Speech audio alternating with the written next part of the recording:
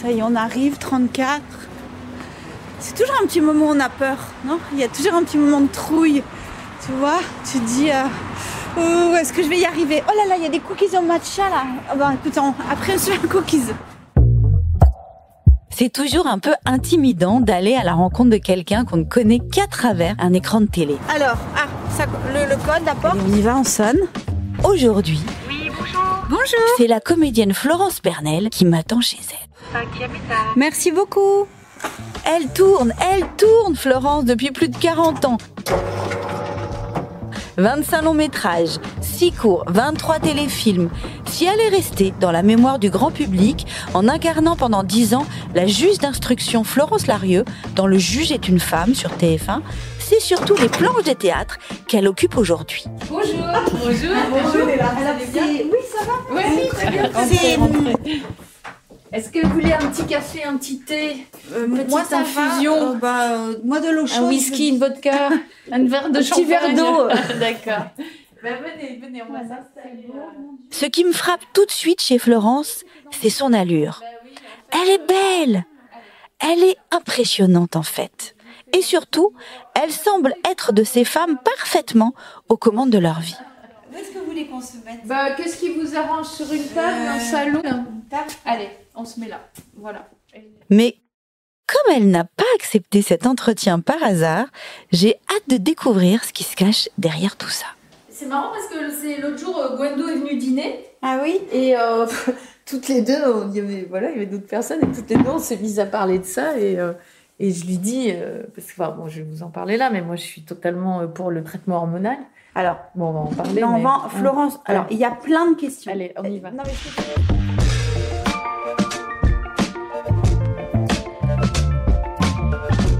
tout à l'heure, vous parliez justement, quand vous parliez de vos amies comédiennes, vous parliez de Gwendoline Amon. C'est Gwendoline qui nous a dit, mais non, mais attends, pour parler de ménopause, il y a Florence Bernel, alors elle est géniale, elle va vous en parler tout de suite, elle connaît tout, elle est dans un désir de transmission, vous allez voir. Oui, parce qu'en fait, moi, comme toutes les femmes, je suis passée par là, et en fait, petit à petit, si vous voulez, je me suis tranquillement déréglée. Bon, en même temps, j'étais très avertie, alors j'ai écouté votre émission et j'étais étonnée parfois du manque de connaissance de la ménopause chez les femmes, alors qu'on a l'impression que quand même aujourd'hui, dans nos pays, encore une fois, dans nos pays, on est quand même très informés et on sait bien qu'à partir de, quand vous n'avez pas une préménopause, etc., mais vous savez bien qu'à partir de 48, 50, 52, etc., les choses vont commencer à se dérégler. Donc moi, j'étais très prévenue, je m'y attendais, pardon. Non, j'allais vous dire, mais par qui? Prévenue par qui? Par votre maman? Par votre médecin? Non, pas par mon médecin, mais par la vie, par qui j'étais prévenue. Oui, peut-être par ma mère, par des amis qui l'ont vécu avant moi, qui m'en ont parlé, etc. J'ai pas de sœur, donc j'ai pas connu ça, mais j'étais informée, quoi. J'étais pas surprise. C'est comme la première fois que j'ai eu mes règles, je savais que j'allais avoir mes règles, quoi. Et j'ai même précédé la chose parce que je les ai eues tard et donc j'étais complexée. Donc je faisais j'ai mes règles, mais non, pas du tout. C'était pas vrai. J'étais déjà comédienne. Bref, tout ça pour vous dire que je m'y attendais. Et après, je m'attendais aux différentes conséquences dont on m'avait parlé. Donc, tranquillement, j'ai commencé à me dérégler, rien de grave. J'ai commencé à avoir chaud, j'ai commencé à ne plus dormir. Alors je me suis dit, on va prendre le taureau par les cornes parce que je suis un petit peu ce genre de femme, à pas me laisser... pas vous laisser faire. Par rien, et surtout pas par moi et par mon corps, parce que, encore une fois, on a la chance d'appartenir à des sociétés qui sont quand même très informées, médicamentées, etc. Donc j'ai commencé par les trucs tranquilles, la sauge, l'huile essentielle, alors calme place. Ça c'était pour ça par exemple, première bouffée de chaleur. Et les bouffées de chaleur, je me suis dit sauge, machin, j'ai regardé les huiles essentielles, etc. Alors ça c'est des déserts, des tartares, rien n'a changé. Je me suis dit, on va traverser ça tranquillou, pas du tout. J'étais au théâtre et là, pendant que je joue, si vous voulez, donc ça c'est le moment très gênant, c'est que je dégouline, c'est-à-dire j'ai vraiment, genre les gouttes de sueur. J'ai les gouttes de sueur, j'ai l'impression de sortir de ma douche, donc je me dis le maquillage va dégueuler, ça va être horrible. J'ai l'impression d'avoir des fleuves sous les aisselles, des cascades entre les cuisses, enfin un truc. Je me dis mon Dieu, tout le monde doit le voir, En fait, il y a que moi qui le vois. Je suis rouge cocotte.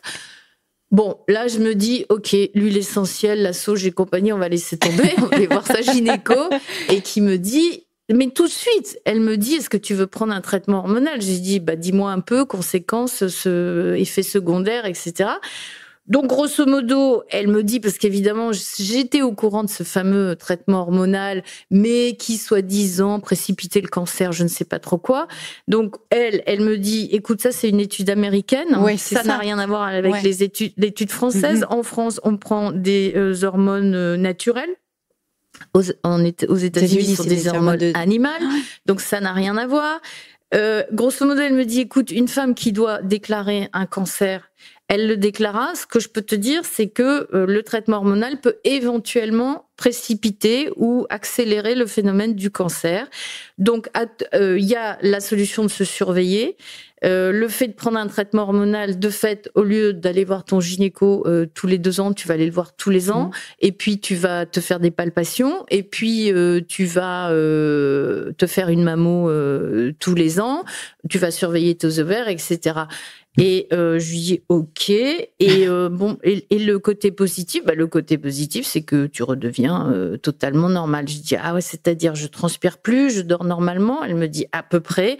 Parce que aussi les trucs dans les doigts, j'ai entendu ça à votre émission et moi ça m'arrivait. C'est-à-dire je me levais le matin, j'arrivais pas à plier les mains. Je dis mais non, mais ça va bien ou quoi? Mais non, j'ai encore, je sais pas, 40 ans de vie devant moi, je les passe pas comme ça, quoi, hors de question. Donc, elle me prescrit ça, et vraiment, en une semaine, ma vie change. C'est-à-dire que je redeviens une jeune femme de 35 ans. Alors, le sommeil, bof, mais ça, j'ai l'impression que c'est malheureusement, c'est mon histoire, c'est que depuis que j'ai eu des enfants, je ne dors plus. Donc voilà, je les ai allaités la nuit, donc tous les jours à 4 heures, je suis encore, hein, ça a 25 ans cette histoire, mais bon, est-ce qu'on a besoin de moi quelque part? Voilà. Donc ça, je dors plus, enfin je dors mal, mais bon, je gère plus ou moins. Alors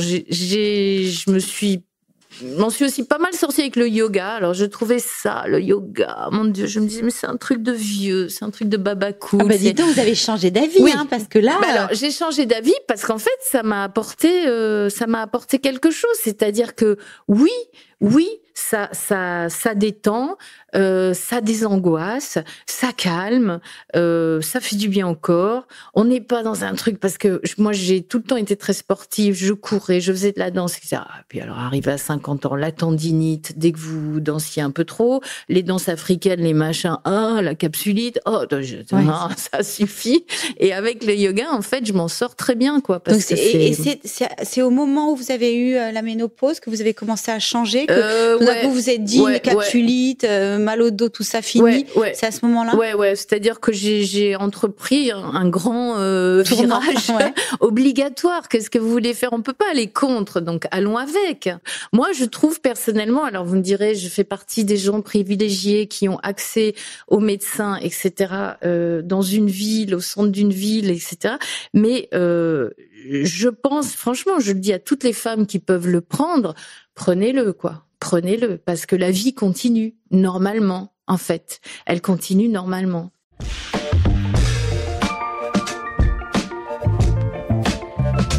Après, vous, c'est arrivé très vite. Moi, par exemple, je prends le traitement hormonal. Ça a mis 6 mois avant de s'installer. Alors après, moi, je l'ai réglé aussi. Alors voilà, il y a un petit réglage. Au début, j'ai pris ce qu'elle me disait. Et puis, petit à petit, j'ai réglé, parce que je me retrouvais avec des seins d'une fille de 16 ans, comme ça, vous voyez, comme on est à 16 ans, toute, voilà. J'ai dit, bon, j'ai peut-être un peu passé l'âge de ça. Non, et puis après, vous faites gaffe quand même, parce que vous vous dites, il faut doser pour pas que justement, le cursus soit dépassé, que vous fassiez n'importe quoi. Donc, en fait, moi, je fais 1 jour sur 2. Voilà. Ouais. Donc c'est quoi? C'est l'œstrogène, donc c'est la crème que vous mettez. C'est la crème et c'est le petit ovule, la petite capsule. Voilà, c'est ça. Que vous avalez. 1 jour sur 2. Voilà. Et vous mettez combien de crème? Par exemple, moi, j'en mets 3. Vous faites un pchit. Moi, il m'en faut 3. Moi, je fais un pchit un jour sur 2. Un pchit un jour sur 2, d'accord. Et ça fait combien de temps? Ouf, ça commence à faire. Là, je suis... je sais pas, ça doit faire 8 ans à peu près. Ouais. Mais j'arrêterai jamais. Hein. Ah non, j'arrêterai jamais. J'arrêterai jamais. C'est trop bien. En fait, c'est trop bien parce on a le droit de continuer à vivre, on a le droit de continuer à avoir une vie sexuelle normale, parce qu'en fait, ça vous rééquilibre trop, donc ça vous rééquilibre tout. Donc pourquoi arrêter? Parce que par exemple, quand vous avez ressenti la ménopause arriver, vous avez eu sexuellement, vous avez ressenti un changement aussi? Ah bah, c'est-à-dire qu'il y a oui, c'est-à-dire qu'on se dit mais qu'est-ce qui me demande? Ça vous passe au-dessus de la tête, quoi. Et c'est même terrible à dire, mais on oublie. On oublie qu'on est sexué, on oublie qu'il y a un être à côté de vous qui peut-être vous désire encore. On oublie, quoi. C'est-à-dire qu'on fait plus. Mais en même temps, je vais vous dire, j'ai réagi très très vite, quoi, mais c'est dans mon tempérament parce que je suis très frontale et je suis très combative, donc je ne laisse jamais une situation s'installer, jamais. C'est-à-dire que dès qu'il y a un truc, et c'est pareil dans mon caractère avec mes enfants, etc., il y a un truc qui va pas, c'est on déballe, on met sur le tapis, on y va, quoi. Ça fait mal, ça fait pas mal, c'est pas le moment, tant pis, c'est mal fait, c'est maladroit, c'est là. J'ai horreur des choses qui s'installent. Et avec le corps, c'est exactement pareil, quoi. J'ai un truc qui va pas, non mais voilà, je réagis au quart de tour, quoi. Donc je peux pas vous dire que j'ai vécu une errance, que dalle, errance, que dalle. Je n'erre jamais parce que je déteste ça. C'est important ce que vous venez de dire justement sur la vie sexuelle, parce que Sophie Fontanelle, elle nous disait, moi, à partir de la ménopause, à partir d'un certain temps, j'ai compris que j'avais plus envie de me faire secouer à quatre pattes. Il y a un moment où j'avais... Moi, j'ai rien contre. Non, mais il y a un moment où tout d'un coup, peut-être que le regard se fait différemment, mais peut-être pas. Non, parce qu'après, moi, la sexualité débridée, tout ça, moi, j'adore ça. Hein, et ça m'a pas freiné. Surtout depuis le traitement hormonal. J'ai pas. Non, ça m'a pas. Il y a rien qui a changé là-dessus. Non. Et surtout, encore une fois, je vous dis, j'étais prévenue. Je savais que ça allait m'arriver. Donc, j'étais dans l'attente. Je guettais tous les symptômes, etc. Bon, je suis quand même quelqu'un qui se contrôle énormément. Vous voyez, oui, c'est ça. Au niveau du corps, par exemple, sur le poids. Alors, le poids. Alors, allons-y, parce que quand vous dites, par exemple, je me contrôle énormément, ça veut dire quoi exactement? Ça veut dire que je fais, par exemple, je fais hyper gaffe à ce que je mange, parce que avant, d'abord, je me pèse tous les matins. Je suis une frique de la balance, ouais. Ah ok. D'accord. Ouais, parce que mon corps, c'est mon instrument. Ma silhouette, c'est ce qui me détermine. Comme je fais beaucoup de théâtre, la silhouette, c'est encore plus déterminant qu'à l'image, qu'en télé. Parce qu'en télé, vous êtes ou au cinéma, bon, évidemment, on voit votre corps, etc. Mais on en fait un peu ce qu'on veut, c'est du montage, etc. Et le cinoche, c'est ça, quoi. C'est le gros plan, c'est voilà. Le théâtre, c'est votre silhouette, c'est votre énergie. Or, moi, pour être bien dans mon énergie, il faut que je sois mince. Faut que je sois mince, faut que je sois musclée, faut que j'ai faim. Vous voyez, je joue dynamique. Je joue en ayant faim. Je mange jamais avant, si vous voulez. Ça me plaît d'avoir faim. C'est un double mélange entre j'ai faim de vous, public, et j'ai faim intérieurement. J'ai besoin de bouffer, mais je mangerai après. Vous voyez, de la même façon que j'adore, je picole. Hein, j'adore boire. Je bois du vin rouge, etc. Mais après. C'est-à-dire que le plaisir vient après l'effort, quoi. Il est d'autant meilleur que j'ai attendu, qu'il y a eu effort, etc., et qu'il y a eu rencontre avec le public, et qu'il y a eu ce moment un accomplissement, quoi. Voilà. Mais quand je vous dis que je contrôle évidemment ce que je mange, c'est-à-dire que malheureusement le fromage, la charcuterie, le saucisson, le rosé, enfin tout ce que j'adore, c'est fini. On a dit au alors revoir. je dis pas c'est fini, mais je dis c'est pas tout le temps. Par exemple, hier, vous voyez, j'étais à un dîner, il y avait un fromage d'enfer, je l'ai pas mangé, mais par contre je l'ai mangé ce matin. Vous voyez, vous savez doser, en fait. C'est-à-dire que je me dis, si je le mange le matin, j'ai la journée pour le dépenser. Si je le mange le soir, je vais voilà. Et comme j'ai quand même beaucoup plus de mal à mincir aujourd'hui qu'avant. Avant, je prenais 1 kilo, je le perdais la journée d'après. C'est comme les nuits blanches. Je faisais une nuit blanche, la journée d'après, j'étais aujourd'hui, je fais une nuit blanche, oh là là. Il me faut 3 jours pour récupérer. C'est voilà. Bon, voilà, c'est tout. Faut vivre avec. On n'est pas dans les mêmes dynamiques. Et le sucre? Que dalle de sucre, je n'en mange pas. Pas du tout. Le minimum. Je mange pas du tout de gâteaux, de pâtisseries. J'en fais très bonnes. Je fais des super tartes, etc. Mais je les mange pas. Ou alors je mange un peu le matin, mais après dans la journée, non. D'abord parce que j'adore boire un verre de vin le soir, donc vous voyez, le vin, c'est du sucre, voilà. Ouais. Et de toute façon, je déteste me coucher lourde. J'aime pas ça. Donc, en fait, je me prive. Oui, c'est une forme de privation. Mais en même temps, c'est ce que je veux. Parce que je suis tellement furieuse le matin si j'ai pris 1 kilo, 1,5 kg, parce que un repas, ça m'énerve tellement que je préfère. C'est comme la cigarette. J'adorais fumer, mais j'ai tout arrêté parce que voilà, on arrive à des âges où on peut le payer bêtement cher, quoi. Cher. Voilà, donc il y a des tas de choses. Vous les aimez, mais faut voir est-ce qu'on aime plus la vie, le style de vie, vous voyez. Donc après, c'est vraiment des choix perso. Hein. Vous avez quel âge, Florence?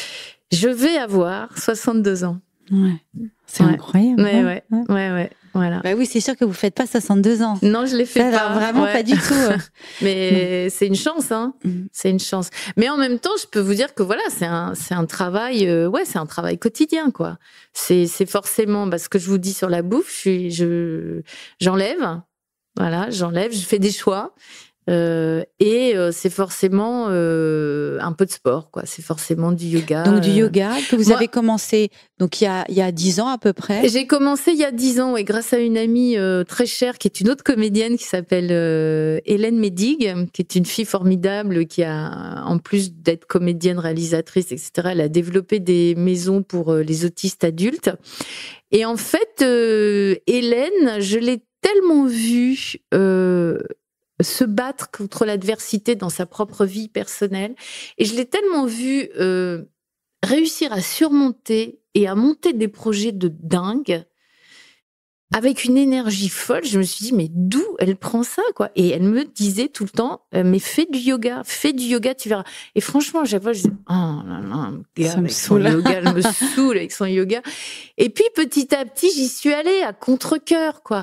Puis, j'ai fini par trouver une salle, parce que bon, c'est toujours pareil, quoi. Le yoga, c'est aussi ça dépend du prof. Oui, que vous savez, c'est comme les matières à l'école, quoi. Il y a des trucs, vous accrochez parce que tout d'un coup, le prof est génial et que tout d'un coup, il va vous faire aimer le grec alors qu'au départ, voilà. Bon, ou l'histoire. Et j'y suis allée et j'ai rencontré une prof qui tout d'un coup, ça a fait ding ding. Mais avant ça, j'ai fait des cours où j'ai fait, mais mon Dieu, mais qu'est-ce que je fous là, quoi? Et les ohms et les machins et les trucs bon, après, il faut trouver le bon cours parce que quand vous tombez sur je sais plus comment ça s'appelle. Kundalini. Le Kundalini, j'ai fait un cours de Kundalini sans savoir ce que c'était. J'ai dit, mais qu'est-ce que je fais là? C'est tellement pas pour moi, quoi. Voilà. Bon. Et puis petit à petit, en fait, petit à petit, votre corps il demande, quoi. Donc maintenant, en tournée, je pars avec mon petit tapis, je le déroule, je me fais une demi-heure, 3/4 d'heure, 1 heure, même 1/4 d'heure, c'est pas grave si j'ai pas le temps, mais au moins ça, quoi, pour faire craquer, faire machin.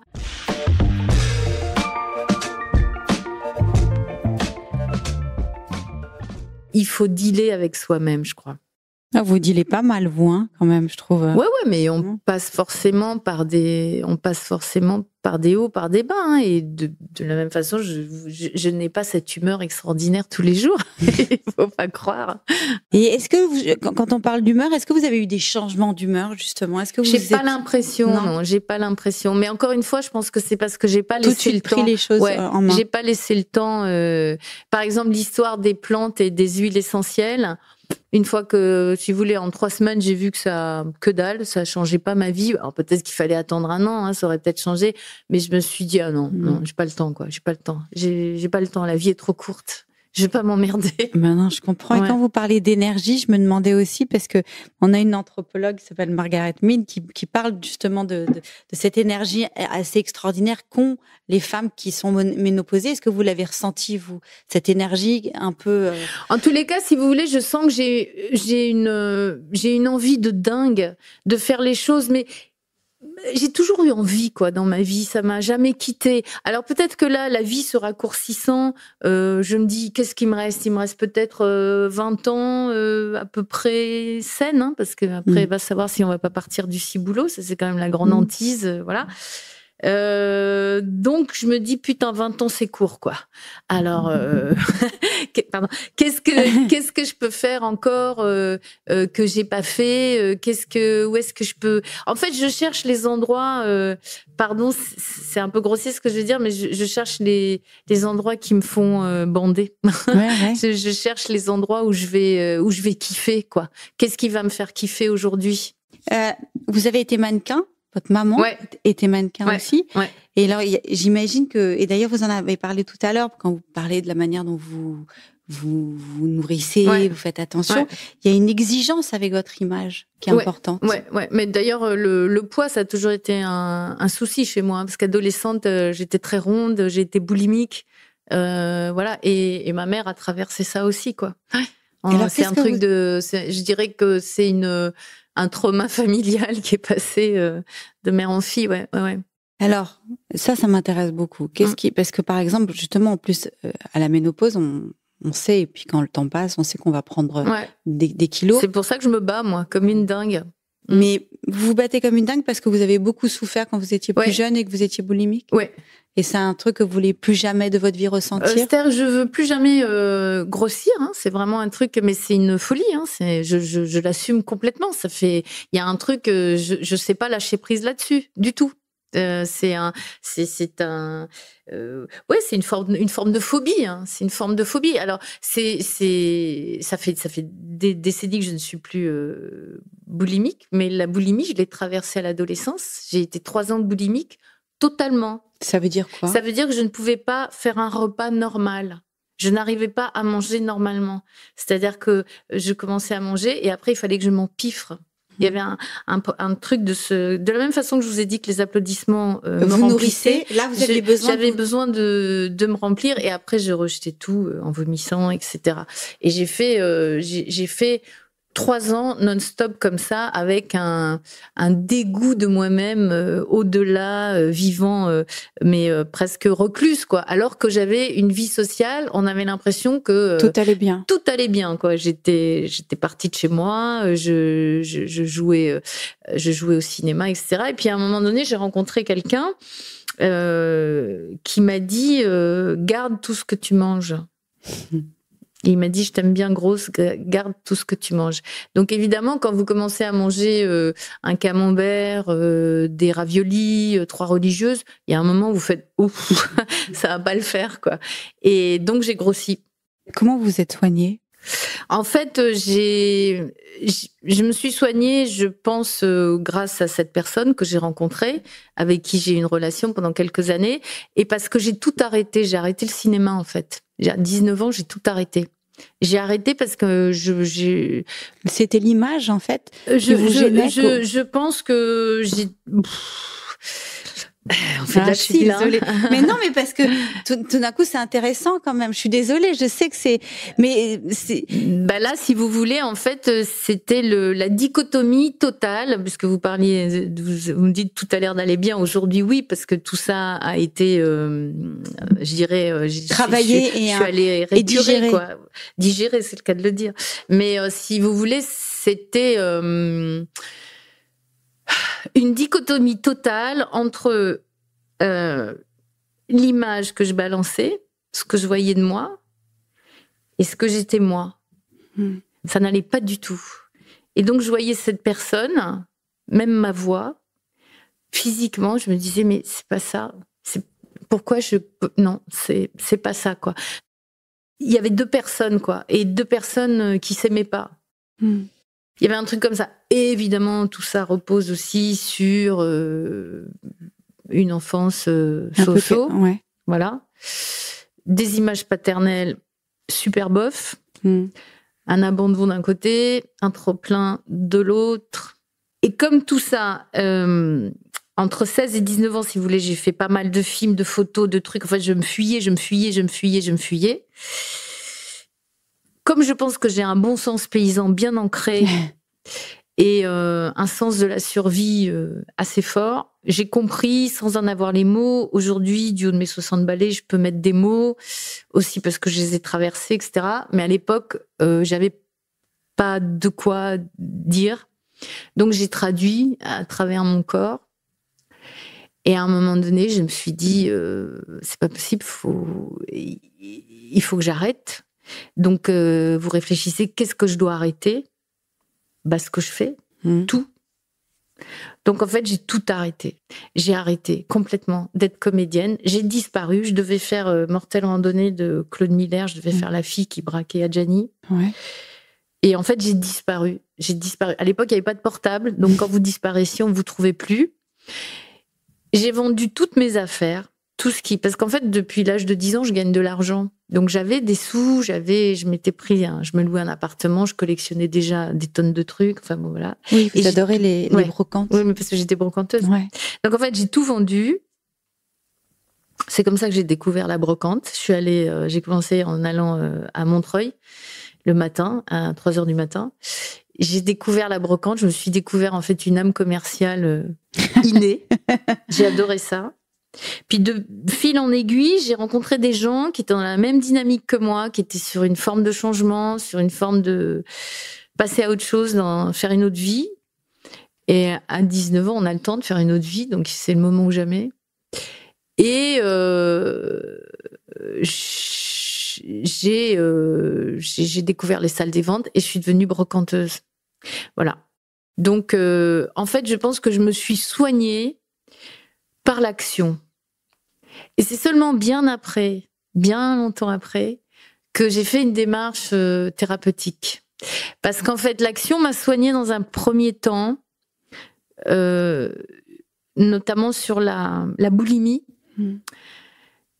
Et j'ai mis des années à remanger normalement, à avoir un cycle. Hein. Mais c'est pour ça que vous vous surveillez aujourd'hui. Ah, mais comme une dingue. C'est pour ça, j'en ai conscience, c'est la peur. Mais je vous le dis, mais je suis tout à fait... Mais c'est intéressant, vous voyez, je sais que c'est parfois douloureux ou difficile d'expliquer ce qu'on a pu vivre et merci de trouver les mots et d'avoir cette générosité de le faire pour nous.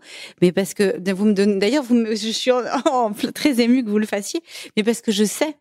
Je pense que c'est important pour les femmes qui nous écoutent, c'est-à-dire tout d'un coup parce que c'est pas facile quand vous racontez que vous faites attention, que vous faites du sport, que vous mangez pas de sucre. Il y a très peu de femmes qui arrivent à se tenir à ce genre de vie. Ouais. Mais quand tout d'un coup vous racontez parce que derrière il y a une blessure, parce que derrière il y a une blessure, là tout d'un coup on entend les choses différemment. Bien sûr. Mais c'est parce qu'il y a une blessure. Ouais. J'ai tout à fait conscience. Il y a une blessure, quoi. Il y a un truc qui m'a fait. Voilà, donc j'ai réussi à dépasser, si vous voulez, dans un premier stade par l'action, en devenant pucière, brocanteuse, etc. J'ai adoré parce que, si vous voulez, quand vous êtes brocanteuse, vous vous levez à 2h du matin, vous vous couchez à 10 et vous êtes non-stop. En fait, je suis une suractive, en fait. Je suis quelqu'un qui s'arrête jamais parce que j'ai la trouille. Je suis incapable, si vraiment on veut parler des faiblesses, je suis incapable de me poser dans un fauteuil et de regarder le temps qui passe. Ça met aux grandes dames de mon entourage.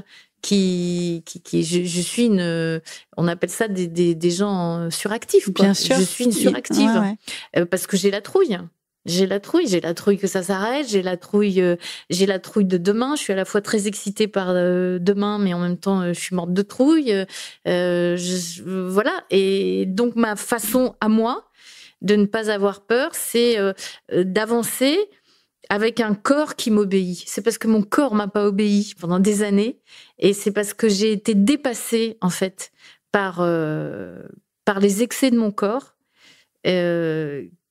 qu'aujourd'hui, si vous voulez, je suis à cheval dessus, quoi. Et je suis comme une cavalière, c'est-à-dire que je dompte le truc. Après, comme toute personne qui se contrôle énormément, je suis capable des excès les pires. C'est quoi un excès de chez Bourreau de Florence? C'est quoi l'excès de Florence? Moi, je vous dis, je peux partir tout d'un coup dans une nuit blanche à danser, à fumer, à boire, et puis voilà, je lâche complètement, je lâche les vannes, quoi. C'est le barrage qui craque. Voilà. Mais aujourd'hui, j'ai suffisamment de connaissances entre moi et moi pour savoir, pour doser. Ouais. Je t'attends. Donc il y a cette espèce, c'est pour ça que je vous dis je deal. Ouais. Ça fait des années que je deal. Quand vous parlez du temps qui passe, qu'est-ce que vous vous dites aujourd'hui quand vous soufflez une nouvelle bougie? Ah, putain. Ah bah non, vous dites pas ah, putain quand même. Mais non, mais qu'est-ce que vous voulez que je vous dise? Si, je me dis putain, une de plus, quoi. Mais si, comment voulez-vous vous enthousiasmer? Moi, si vous voulez, quand j'entends Laura Adler qui dit vive les vieux, bof. Franchement, vous savez, c'est comme quand on est enceinte, vous voyez ces actrices d'Hollywood vous dire ah, j'ai jamais été aussi sensuelle que quand j'étais enceinte. Ah ben non. Ah ben non. Moi, je me suis jamais autant fait chier que quand j'étais enceinte. J'avais mal partout. Ouais. J'ai détesté honnêtement, je vous le dis, j'ai détesté ce corps. Alors peut-être parce que j'étais contrôlée et que tout d'un coup, c'était non. Bon, après, il y a pas plus beau que sentir les coups de pied de l'enfant, etc. Du jour où l'enfant est arrivé, mais le plus beau jour de ma vie, quoi. Jamais je pensais à une joie pareille, un bonheur aussi intense. Je les ai allaités, j'ai adoré ça, j'en ai eu 2. Enfin voilà, bon, tout ça j'ai adoré. Mais arrêtez de me dire que c'est le moment le plus sensuel de votre vie. Niette, non, basta. Ne me touche pas, ça me fait mal. Arrête de m'envisager comme un objet sexuel, etc. Qu'est-ce que vous voulez que je vous dise? Que je me réjouis de vieillir? Non, je me réjouis pas, mais je peux pas faire autrement. Donc allons-y, qu'est-ce que vous voulez faire? Mais c'est plus, si vous voulez, quand vous me dites vous soufflez une bougie, qu'est-ce que vous vous dites? Je peux pas vous dire que je kiffe, quoi. Ouais. Qu'est-ce que vous voulez? Mais en même temps, que faire? Que faire? J'ai pas envie d'aller me tirer la figure parce que, en fait, je trouve ça, la plupart du temps, bon, à part des moments où c'est très joliment fait, etc. Mais je trouve ça pathétique, quoi. En fait, voilà, je trouve ça pathétique. Ça me fait mal. Mais après, chacun fait ce qu'il veut, chacune fait ce qu'elle veut et on fait tellement ce qu'on peut dans la vie que je ne porte aucun jugement. Mais moi, je veux résister à ça. Je me dis, je vais tenir le coup. Je vais résister. En plus, j'ai de la chance. Ouais. Physiquement, j'ai de la chance. J'ai de la chance. Donc, je me dis, non. C'est fou. Non. Là, vous êtes sûr, vous n'avez pas une petite piqûre quelque part dans un coin? Non, alors ça, j'ai pas. Mais par contre, je fais massage, machin, etc. Mais moi, vous massez vous-même. Ouais. Je fais du yoga massage. Ah oui. Non, c'est super bon. Attendez, vous les avez tous, les tutos sur Instagram, mais faites-le. Je vous jure. Vous faites ça 10 minutes par jour, ça change, hein.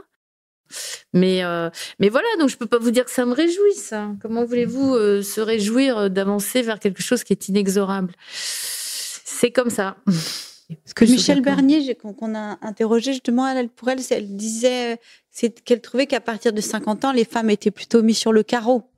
C'était plutôt compliqué. Oui. Il y avait et ça professionnellement et aussi dans le regard de l'homme qui était moins désirable sur la femme de 50 ans. Bah oui, et eux ils sont pas bien plus désirables non plus, hein, pardon, parce que non mais attends, on parle que de nous, mais pardon, est-ce qu'on peut un peu parler des mecs qui sont tous en surpoids pour la plupart? Non mais attends, c'est vrai, qui sont plus des canons de sexualité non plus. Alors, bon, après, il y a ceux qui, à 50 ans, vont rechercher une toute jeune femme, parce que je peux comprendre, hein. Alors, franchement, je peux comprendre. Voilà, alors, pour l'instant, c'est plus accepté chez les hommes, mais c'est pareil, il y a de plus en plus de femmes plus âgées qui vont vers des hommes plus jeunes et qui sont désirées par des hommes plus jeunes parce qu'elles ont une expérience dingue et que pour un homme de 10 ou 15 ans de moins que vous, bah, ça peut être très intéressant d'être avec une femme de 50, 55, voire plus. C'est voilà, je pense que ces choses-là sont en train de changer. Mais on met toujours en avant les femmes et leur vieillissement et leur embonpoint et leur ménopause. Mais parlons de l'andropause, bordel. Pourquoi on parlerait que de la ménopause? Ils y passent tous aussi, hein. Et ils perdent leurs cheveux, et ils s'épaississent, et ils prennent du Viagra. Non, mais voilà. Pourquoi on met pas ça en avant chez eux? Il y a que nous qui devons, je sais pas, nous justifier. Nous justifier, c'est tout à fait injuste. Moi, je suis d'accord. Ben oui. C'est vrai. Non, mais c'est vrai. Il faut renvoyer ça aussi. Et encore, je trouve que les femmes dans leur ensemble, elles sont beaucoup plus vigilantes de leur image et de leur apparence que les hommes. Vous vous souvenez qu'à une époque, on disait que c'était mal poli de demander son âge à une femme. Ouais. Est-ce qu'aujourd'hui, qu'est-ce que vous en pensez de alors cette moi, formule de je vais être bienséance? honnête avec vous, j'ai triché pendant des années, et j'ai d'autant plus triché que je fais plus jeune. Donc pendant des années, je m'enlevais 10, 8, et puis petit à petit, j'ai enlevé 4. Au début d'Internet, il y avait une mauvaise date de naissance, je l'ai laissée. Ça m'a enlevé 4 ans, c'était très bien. Maintenant, je vous le dis. Mais c'est pareil, c'est une décision que j'ai prise. J'ai dit, on va pas commencer à tricher avec ça. Je vais avoir 62 ans le 30 mai, j'aurai 62 ans le 30 mai. Et puis voilà, quoi. Et continuons à avancer. Parce que je pense qu'il faut être honnête ou alors on dit rien. Ou alors on fait pas de podcast, on fait pas d'interview, on parle pas de soi. Mais pourquoi pas aussi, encore une fois, moi, la liberté des autres, quoi. La liberté des gens. Faites ce que vous voulez. Le jour de vos 10 ans, vous avez pleuré parce que vous n'aviez pas 30 ans. Ah mon Dieu, comment vous savez ça? Vous avez vu dans une interview? Ouais, j'ai pas aimé être enfant. Donc voilà. Ouais, non, j'ai vraiment pas aimé être enfant. Ça m'a pas plu. Vous aviez envie de vieillir? Non, ça m'a pas plu, j'étais déçue. J'étais déçue des adultes. Donc, j'avais qu'une envie, c'était d'avoir 30 ans. Parce que je me disais, 30 ans, ça doit être canon, quoi. On a tout. Alors, j'ai trouvé 30 ans formidable, mais je vais vous dire, j'ai trouvé 40 exceptionnel. Pourquoi? 40 ans, putain, l'âge de rêve. Mais parce que vous avez tout, quoi. Vous avez tout. Vous êtes belle encore. Vous êtes jeune. Vous avez une expérience, une autorité, une intelligence, une confiance, waouh, putain. Et vous avez encore toute la vie devant vous. Ce qui commence là, quand j'ai eu 50 ans, j'ai pas vu le truc venir. Je me suis dit, oh, cool. Et puis 60, vous faites, là, j'ai carrément passé la barrière, quoi. J'ai forcément moins de temps à vivre. À 40 ans, vous pouvez vous dire, il m'en reste 50, donc il me reste encore plus que ce que je n'ai vécu. Et il y a un truc terrible, je sais pas si vous l'avez noté, mais en vieillissant, le temps passe 3 fois plus vite. Bah oui. Moi, enfant, je me suis fait chier comme un rat mort. Je regardais les heures passer, 5 minutes. En 5 minutes passées comme 1 heure, quoi, si vous voulez. C'était terrible. Aujourd'hui, la vie passe à 2000 à l'heure. Alors, je crois que c'est un effet du vieillissement, malheureusement. Et ça, le traitement hormonal, il fait rien pour ça. Mais je crois que c'est un truc du temps. Quand vous parlez justement de liberté, pourquoi vous aviez envie de parler de ménopause? Mais c'est Gwendo, on a parlé de ça à table. Non, mais pourquoi vous aviez envie parce que je pense que si la parole de quelqu'un qu'on regarde à la télé, qu'on aime bien, etc. Et tout d'un coup, vous vous dites, ah merde, elle a 62 ans, cette nénette. Ah bah tiens, elle a été boulimique. Ah bah tiens, elle fait ci, elle fait ça. Ah bah tiens, ça peut peut-être m'aider. Ah, elle prend un traitement hormonal et donc elle a pas peur. Et donc vous vous dites, il y a une forme... Je sais pas si ça peut aider. Moi, c'est une forme de transmission. Bien sûr. Voilà. Si ça peut vous aider, voilà. Moi, je suis comme ci, comme ça. Ça m'a énormément aidé. Ça m'a aidé à bien vivre ça, à continuer à bien le vivre. Après, je suis une tarée du poids, du machin, du truc. Sachez-le. Voilà. Donc, oui, bien sûr. Est-ce qu'il y a quelque chose que vous n'avez pas abordé, que vous auriez envie d'aborder? Non, je crois que je vous ai pas mal parlé, là. Bien au-delà de ce que je pensais. Je pensais faire une petite interview coolos sur la ménopause, et en fait, on est parti loin.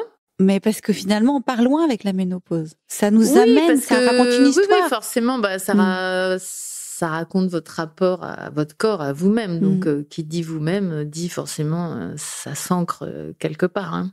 Merci beaucoup. Merci vraiment à vous. C'était un bonheur. Partagé autant de choses. Merci. Bon, merci. Il y a quand même un truc, oui. Alors, vous êtes remis au cinéma après. Ouais. Vous êtes soigné, après la brocante. Ouais. Non, mais après la brocante, j'ai encore voyagé. Je suis partie en Chine, je suis partie aux États-Unis, au Mexique, etc. Et en fait, c'est quand je suis revenue de tous ces périples que j'ai travaillé au Louvre des Antiquaires et j'ai retrouvé complètement par hasard Dominique Besnéard. C'est vraiment Dominique qui m'a relancée dans le métier. Merci beaucoup, vraiment. Vite ce moment, merci. Rentrez bien. Au revoir. Au revoir, merci. Au revoir. Florence Pernel ne nous a pas seulement ouvert ses portes, elle nous a aussi ouvert son cœur, son passé, son intériorité. Et ça m'a infiniment touchée. Après, je l'ai aussi beaucoup regardée. Elle a 62 ans et je peux vous dire qu'elle est absolument sublime. J'ai bien noté que son truc à elle, c'était le yoga en général et le yoga du visage en particulier. On en entend beaucoup parler en ce moment d'ailleurs. Alors qu'est-ce que c'est exactement? Comment ça marche? Est-ce que c'est aussi miraculeux qu'on le dit? Pour le savoir, je suis partie voir mon amie Aurélia Del Sol, professeure de yoga et experte en yoga du visage. C'est une pratique où on vient stimuler les muscles sous-sollicités et détendre les muscles sur-sollicités pour retrouver de l'harmonie. On a aussi des fascias, on a des muscles, on a la lymphe, on a des méridiens qui passent. Enfin, il y a plein de choses, c'est hyper riche et le visage, souvent, on a tendance à l'oublier. Ou bien, sinon, on se fait que des soins du visage et on oublie le corps. Pour moi, c'est hyper important les deux. Pour travailler la densité de la peau, pour garder les volumes, pour avoir une peau plus lumineuse, le yoga du visage aide énormément. Puisqu'on vient donc travailler les muscles, on vient stimuler la microcirculation, on vient activer le collagène, l'élastine et l'acide hyaluronique, des protéines présentes naturellement dans le corps, mais qui flanchent à partir d'un certain âge, que le corps produit moins, notamment périménopause et ménopause. Alors, il y a déjà travail de la posture, il y a de la respiration. C'est-à-dire qu'il y a une partie qui est très physique, mais il y a une partie qui est très psychique aussi et mentale. C'est-à-dire que le premier effet qu'on va avoir, oui, on va le voir sur le visage, mais aussi c'est le regard qu'on va porter sur notre visage qui va changer. On va être plus douce, plus doux. On va arrêter de regarder ma ride, mon bouton. On va comprendre que c'est une globalité, que la peau communique avec nous. Puis sinon, oui, on fait des mouvements, donc moi j'appelle ça des funny faces, pas des grimaces parce que c'est des mouvements. Il y a des mouvements de massage, de drainage qui sont plus doux et de respiration, de méditation et de posture. Mais comment on fait? Est-ce que tu peux nous donner là, comme ça, quelques petits exemples concrets? Le premier geste, c'est quand même de se redresser. On est quand même tous vautrés sur nos téléphones, sur nos ordinateurs, et on est tous en avant. On va bientôt avoir une bosse dans le cou. Bon, déjà, il y a se redresser, enrouler les épaules en arrière, desserrer les mâchoires, parce que souvent on a tendance à serrer très fort les mâchoires, bien coller sa langue au palais, toute sa langue, c'est-à-dire du devant. Donc le bout de la langue va derrière les dents du haut, mais pas collé aux dents pour pas les pousser en avant, et on colle toute sa langue. Donc déjà là, ça vient retravailler tout le bas du visage pour éviter l'affaissement. Et quand on ne parle pas et qu'on ne mange pas ou quand on est au repos, c'est la position de la langue qui doit toujours être comme ça. Donc la langue est à travailler. Et pour la travailler, justement, on va faire un exercice où on va passer la langue entre nos lèvres et nos dents et on va faire des cercles. Voilà. Donc ça vient détendre l'orbicularis oris, qui est un muscle qui est en rond tout autour des lèvres. Et ça vient donc travailler la bouche, où souvent on a des petites rides de déshydratation, spécialement pour les fumeuses. Ça, c'est un premier exercice qui marche bien. On a un autre exercice où on va mettre notre main plate, nos doigts bien serrés tous ensemble, devant la bouche, et on va appuyer fortement sur nos lèvres et on va gonfler nos joues. Voilà. Et avec l'autre main, on vient tapoter chaque côté, les joues. Donc ça vient comme ça, de chaque côté.